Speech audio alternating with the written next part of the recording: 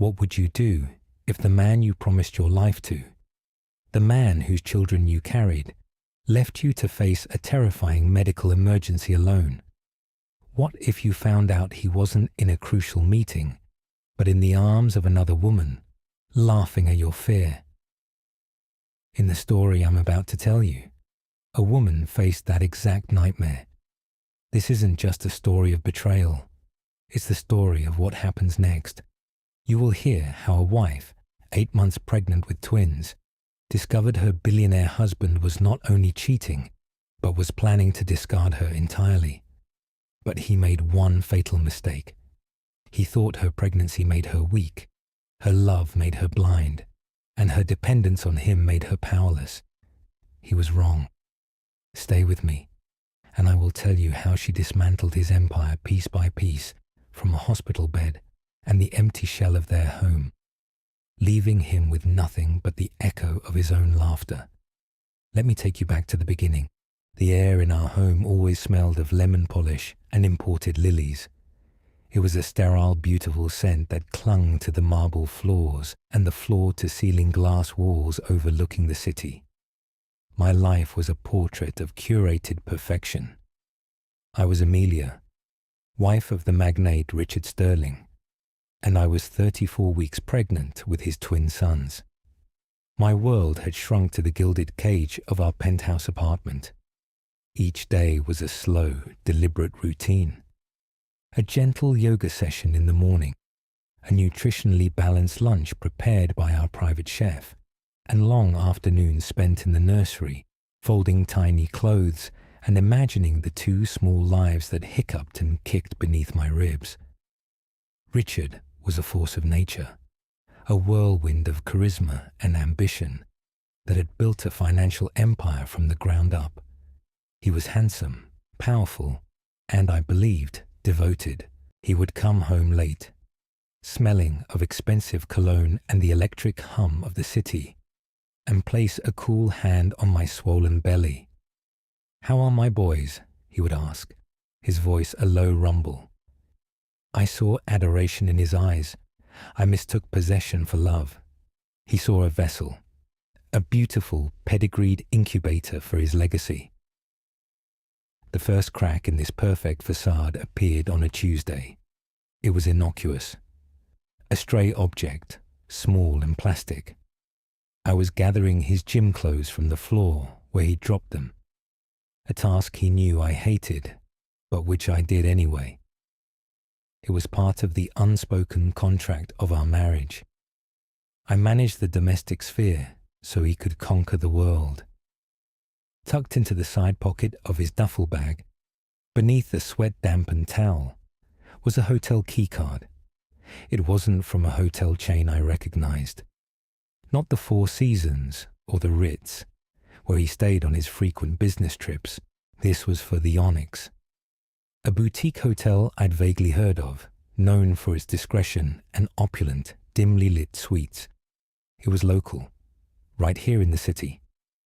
A cold dread, sharp and unwelcome, pierced the warm bubble of my pregnancy. Why would he be at a local hotel? I stood there, the plastic card cool against my palm, my heart hammered against my ribs, a frantic drumbeat that echoed the frantic fluttering of my sons. I could confront him. I could scream, cry, throw the card at his perfect, handsome face. The old Amelia would have. The one who believed in fairy tales and the sanctity of our vows. But the woman standing in the silent, sun-drenched laundry room was different. The fierce, primal instinct to protect my unborn children rose up, eclipsing the urge for immediate emotional confrontation. I couldn't afford a messy, dramatic fight. Not now. My boys needed calm. They needed their mother to be strong. So I said nothing. I placed the keycard on my dresser, a small black rectangle of poison, and I waited. I maintained my outward composure, a placid smile fixed on my face when he came home that evening. He noticed nothing. He kissed my forehead, asked about the babies, and talked about a merger. I watched him, really watched him, for the first time in a long time. I saw the slight flicker in his eyes when he checked his phone, the way his thumb swiped dismissively past my notifications to get to something else. He was a stranger. The investigation began that night. It was terrifyingly simple. He slept soundly beside me, a deep, untroubled sleep I suddenly envied. I slipped out of bed, my large belly making the movement awkward and slow. In his study, his tablet lay on the mahogany desk, glowing faintly. It was a testament to his arrogance that he never changed his passwords. It was our wedding anniversary, always our wedding anniversary. The tablet opened. My hands trembled as I tapped through his applications. I found the messages first, a thread with a contact named Isabel. There were hundreds of them, thousands. They were a tapestry of deceit woven over months, perhaps longer. They spoke of clandestine meetings at the Onyx. They spoke of trips I thought were for business. They spoke of a future, their future. "She's getting so big. It's grotesque," one of his messages read. "As soon as the heirs are born, I'll begin the exit strategy." Heir. Exit strategy. The words were clinical, brutal. I was not his wife. I was a business arrangement, a broodmare. The pain was a physical thing. It stole my breath, a crushing weight on my chest that was heavier than the babies I carried. I sank into his leather chair, my hand flying to my stomach, a silent, desperate plea for my sons not to feel the tremor of my heartbreak.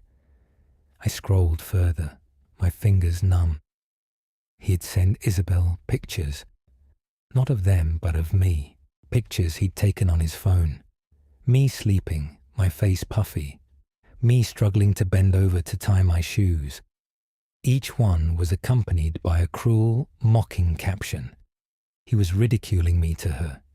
He was turning my vulnerability, my pregnancy, into a private joke. Then I found the financials.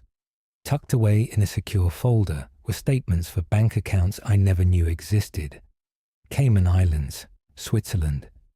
Millions of dollars diverted from his company, our company, into these hidden reservoirs of wealth. And in another folder, a draft of a document that made my blood run cold. It was a prenuptial agreement between Richard Sterling and Isabel Moreau. The scope of his betrayal was staggering. It wasn't just a dalliance. It was a meticulously planned demolition of my life. He was building a new one with her, using the rubble of ours as his foundation. The despair was a black ocean.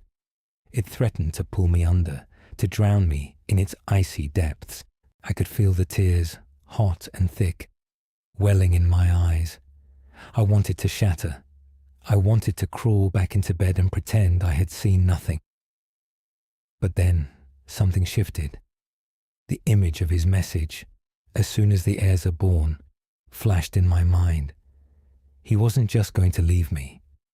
He was going to wait until I had endured labor, until I was at my most physically and emotionally depleted. And then he was going to take my children and discard me. The heartbreak didn't vanish. It calcified. It hardened into something cold, dense and powerful. The tears receded. My breathing steadied. The trembling in my hands stopped. The ocean of despair froze over, becoming a solid sheet of ice. I was no longer a victim adrift in a storm. I was the storm. I sat there in the dark, the glow of the tablet illuminating my face. And I made a vow. He would not win. He would not take my sons. He had mistaken my love for weakness and my trust for stupidity. He was about to learn, in the most painful way imaginable, how wrong he was.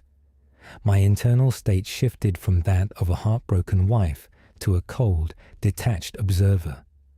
I began to document. I photographed every message, every bank statement, every line of that treacherous prenuptial agreement with my own phone. I was gathering ammunition. I was preparing for war. The ultimate betrayal, the final push I needed, came a week later. Richard announced he had to fly to Hong Kong for an emergency business trip. He was apologetic, his performance flawless. He kissed my belly, promised he would be back in a few days, and told me to take care of myself and his boys. I smiled, a serene, knowing smile he completely misinterpreted, and wished him a safe flight. I knew he wasn't going to Hong Kong. A receipt I'd found for a couple's spa package at a luxury resort in the Maldives was tucked safely away with my growing collection of evidence. That night, I was alone in the vast, silent penthouse. A sharp, searing pain ripped across my abdomen. It was sudden and terrifying. I gasped, clutching my belly as another wave hit. It was too early, far too early. Panic seized me. I grabbed my phone, my fingers fumbling as I dialed Richard's number. It rang and rang. Finally, he picked up. His voice was distant, annoyed. "Amelia, what is it? I'm in the middle of a meeting." "Richard, something's wrong," I gasped, trying to breathe through the pain.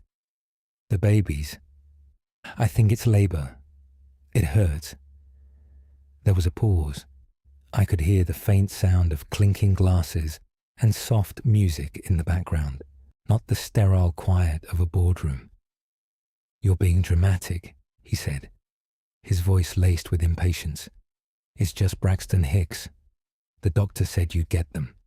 I can't deal with this right now. I'm about to close the biggest deal of my career."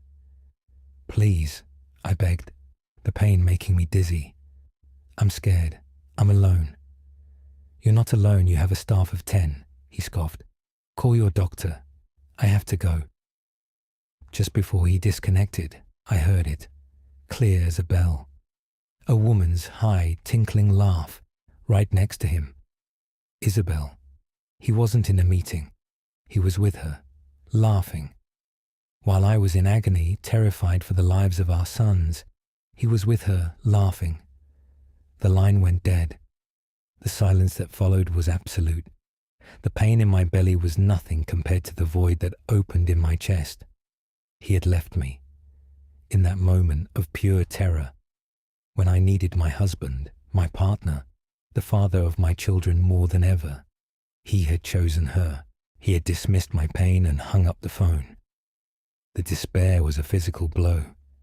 I lay on the cold marble floor, my body convulsing with a contraction, and I wept. Not for the loss of my marriage, but for my utter, devastating aloneness. The perfect life, the loving husband. It was all a lie, a cruel, elaborate fiction he had constructed, and I had willingly inhabited. My driver, a kind man named George, found me. He took one look at my face and helped me to the car without a word, speeding through the city to the hospital. The doctors confirmed it was a false alarm, a severe case of dehydration and stress-induced contractions. They kept me overnight for observation. Lying in the sterile white hospital bed, the rhythmic beep of the fetal monitors the only sound, the last of my grief burned away, leaving behind something pure and hard as diamond. The pivot was complete. I was no longer Amelia Sterling, the trusting wife. I was a mother protecting her young, and I was an architect of vengeance. At 3 a.m, with the city lights twinkling like distant, unfeeling stars outside my window, I made a single phone call. Not to my mother, not to my friends. I scrolled through my contacts to a name I hadn't dialed in years. Julian Croft. He was a legend in the city, the most feared, most brilliant, most ruthless divorce attorney money could buy. He had been a close friend of my late father, a man who had always seen the steel in my spine even when I tried to hide it. His voice was gravelly with sleep when he answered, but it sharpened instantly when he heard my name. "Amelia," he said. "What's wrong?" "Julian," I said. my own voice calm and level, devoid of the tears and panic from hours before. I need to hire you.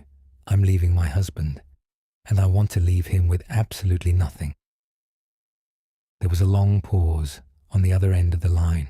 Then a low chuckle. It's about time, he said. I'll clear my schedule, my office, tomorrow at 10. The next morning, I checked myself out of the hospital and went straight to Julian's office. It was a stark, minimalist space of glass and chrome, a war room disguised as a law firm. Julian Croft was as formidable as his reputation, tall, impeccably dressed, with eyes that missed nothing. With him were two people he introduced as his team. Anya, a forensic accountant with a mind like a steel trap, and Marcus, a discreet private investigator who looked more like a librarian than a detective. I didn't cry. I didn't rage. I laid out the story with cold, methodical precision, presenting the evidence I had gathered from Richard's tablet, the messages, the bank statements, the draft of the prenup for Isabel. I told them about the phone call from the night before. When I finished, the room was silent. Julian leaned forward, his hand steepled. He didn't just underestimate you, Amelia, he said, his voice a low growl. He declared war on you and his own children. Our job is to ensure he loses, decisively. The strategic planning began immediately. It was a multi-phase operation, executed with military precision. Phase 1 was asset control. Julian pointed out a clause in my own prenuptial agreement with Richard, one Richard's lawyers had insisted on, to protect his family money. It stipulated that any assets I inherited or owned prior to the marriage remained solely mine. Richard had always condescended to my inheritance from my grandmother, a portfolio of prime real estate he called my little hobby. That little hobby is about to become your war chest, Julian said. We liquidate immediately. We move the funds to a new corporate entity in your name alone. He won't even know it's happened until it's too late. Phase 2 was evidence documentation. Marcus was dispatched. His job was to provide irrefutable, court-admissible proof of the affair and Richard's lavish spending on Isabel. He's in the Maldives, I told him, at the Azure Sands Resort. Marcus simply nodded, a glint in his eye. He would have photos, videos, and receipts within 48 hours. Phase 3 was financial warfare. This was Anya's domain. She took the information I had on the offshore account and began to dig. Her task was to unravel the complex web of shell corporations Richard had created to embezzle money from his own publicly traded company, Sterling Industries. He thinks he's clever, Anya murmured, her fingers flying across her keyboard. But narcissists always leave a trail. Finally, Phase 4. The strike. We needed to choose the perfect moment to execute our plan. A time when Richard would be at his most arrogant and distracted. I looked at the calendar. Christmas was 3 weeks away. He always takes a trip with her over the holidays, I said. He tells me it's a board retreat or a year-end conference in Europe. Marcus confirmed it 2 days later. Richard had booked a private villa in Aspen for 2 weeks, from Christmas Eve to the 8th of January, for Mr. and Mrs. Sterling. Only the Mrs. was Isabel Moreau. That's our window, Julian declared. While he's playing house on the mountain, we dismantle his real one. The plan was set. The mood in the room was not one of sadness, but of cold, focused resolve. My personal pain had been transmuted into fuel for a meticulously crafted machine of justice. The weeks leading up to Christmas were a strange, surreal performance. I played the part of the devoted, slightly hormonal pregnant wife to perfection. I feigned exhaustion, rubbed my swollen ankles, and spoke endlessly about the nursery. Richard, consumed by his own plans, saw only what he wanted to see: a docile, dependent woman about to be put out to pasture. He was attentive in a detached, perfunctory way, the way one might be with a valued piece of livestock before sending it to market. Behind the scenes, my team worked with silent, deadly efficiency. The sale of my real estate portfolio was completed in a series of discrete cash transactions. The funds funneled into a new, untouchable trust for my sons. Anya, the forensic accountant, was a genius. She had untangled Richard's labyrinth of fraud, discovering he had embezzled over $100 million from Sterling Industries, hiding it in a shell corporation where Isabel was listed as a board member. He was using shareholder money to fund his new life. It was not just grounds for divorce. It was a federal crime. Marcus delivered a package containing high-resolution photographs of Richard and Isabel in the Maldives, lounging on the beach, kissing on a yacht, looking very much like a happy couple. The evidence was ironclad. Christmas Eve arrived cold and crisp. The city was aglow with festive lights. Richard stood in the foyer of our penthouse, dressed in a tailored cashmere coat. He was leaving for his business trip to Singapore. "I'm so sorry to be leaving you at a time like this, darling," he said, his voice oozing full sincerity. He placed a hand on my belly. The babies kicked, as if in protest. "I'll be back as soon as I can.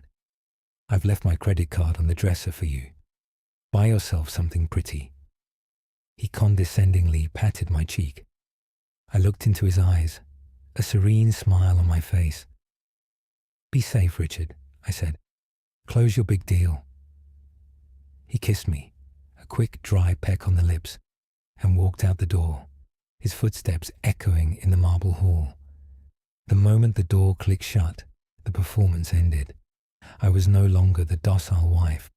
I was a general, and the battle had just begun. What happened next was a whirlwind of calculated action. While Richard and Isabel were sipping champagne on a private jet to Aspen, I was on a conference call with Julian.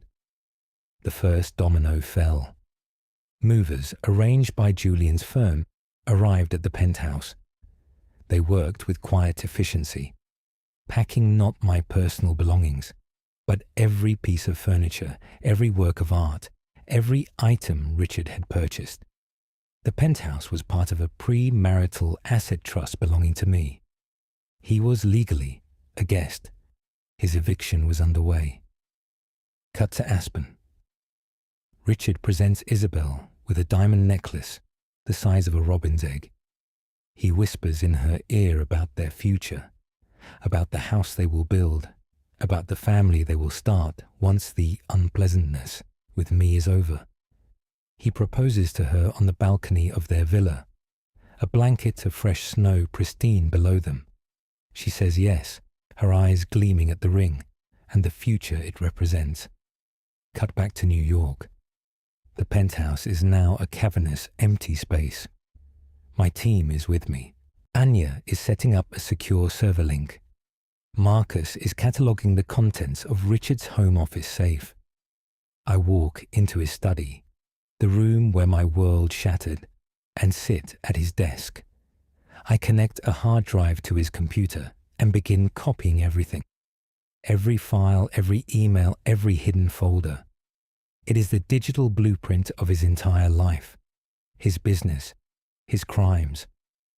While Richard and Isabel are skiing on a private slope, laughing as they tumble in the snow, I am signing documents. The first is a power of attorney Richard had me sign years ago, for estate planning purposes, which his lawyers never thought to revoke. It gives me limited but crucial control over certain joint assets.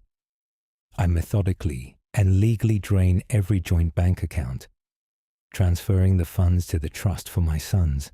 While they are dining at an exclusive restaurant, Richard boasting to Isabel about his business acumen and his inevitable success, An anonymous, heavily documented file is being couriered to the chairman of the board at Sterling Industries.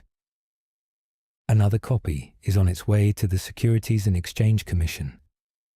Anya's report is a masterpiece of financial forensics, detailing every fraudulent transfer, every embezzled dollar. The final piece of the plan was the house itself. Julian had arranged a lightning-fast sale to a rival billionaire Richard despised, a man named Alistair Finch, who had a long-standing score to settle. The deal was closed on New Year's Day. The home Richard would return to was no longer his. It wasn't even mine anymore. It belonged to his greatest enemy. 2 weeks later, Richard returned. He was tan, relaxed, and brimming with the smug satisfaction of a man who believes he has the world on a string. He walked up to the private elevator of our penthouse, whistling softly. He swiped his keycard. Access denied. He frowned, swiping it again. Access denied. Irritation flickered across his face. He called building security, his voice sharp and imperious. A flustered guard informed him that his access had been revoked by the new owner. New owner, Richard barked into the phone. What are you talking about? I am the owner. He finally convinced a realtor to let him in to collect his mail. The elevator doors opened onto a scene of echoing emptiness. The art was gone. The furniture was gone. The rugs, the lamps, the life we had built, all stripped away. The space was a hollowed-out carcass. His confusion morphed into a dawning, sickening horror. He walked through the empty rooms, his expensive shoes clicking on the bare marble. In the center of the vast kitchen island, where our chef used to prepare his meals, sat a single, thick manila envelope. His name was written on it in my elegant script. With trembling hands, he tore it open. The first document on top was a set of divorce papers, signed by me, citing infidelity and fraud. Beneath it was a glossy 8x10 photograph. It was of him and Isabel, kissing on the balcony in Aspen, the new diamond ring on her finger sparkling in the sunlight. Marcus had done excellent work. Next came a multi-page, detailed printout of Anya's financial report, complete with flowcharts showing the exact path of the embezzled money from Sterling Industries accounts into the shell corporation controlled by Isabel. The final document was a restraining order, legally barring him from coming within 500 feet of me or our children. He stood there, the papers shaking in his hand, his face pale with disbelief. His world, so solid and secure just moments before, had been utterly dismantled. Then his phone rang. He looked at the screen. It was me. He answered, his voice a choked whisper. "Amelia, what is this? What have you done?" My voice when I spoke was not the voice he knew. It was calm, cold, and utterly devoid of emotion. It was the voice of a stranger. "It's simple, Richard," I said. "I've left you, and I've taken everything you stole." "You can't do this," he screamed, his composure finally shattering. "The money, the company, that's all mine." "The company belongs to its shareholders, Richard," I replied coolly. "The board of directors received a copy of your fraudulent activities about an hour ago. I imagine they're convening an emergency meeting as we speak. The SEIC should be in touch shortly as well." He began to babble, to threaten. Lawsuits, ruin. He would destroy me. "You have no money for lawyers, Richard," I interrupted. "Your personal accounts have been frozen by the board pending an investigation. Your offshore funds are tied to criminal activity. The assets you thought were yours were either in my name or purchased with stolen money. You have nothing." The threat stopped.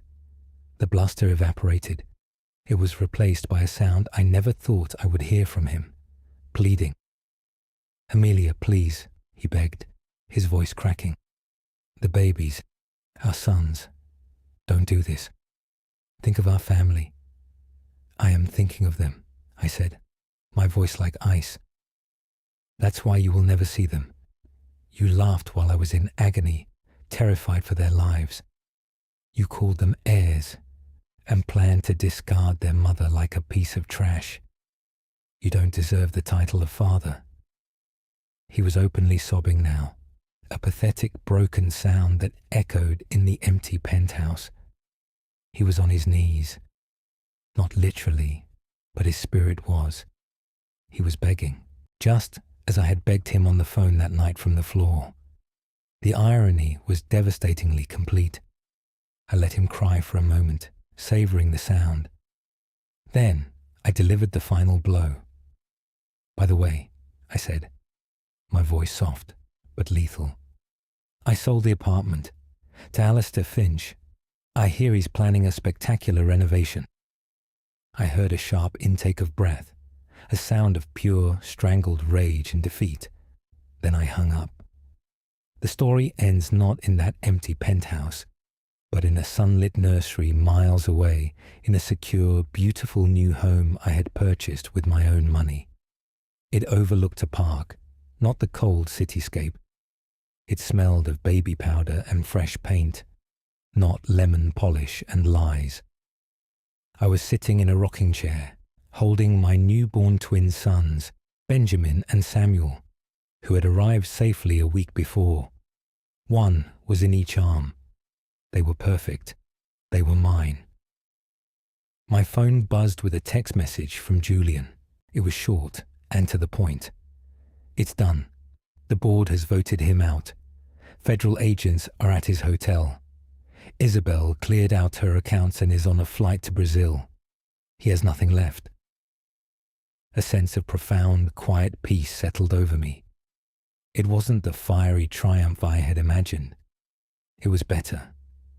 It was the calm, steady assurance of a future I had secured for my children, built not on the ruins of a man's empire, but on the foundations of my own strength.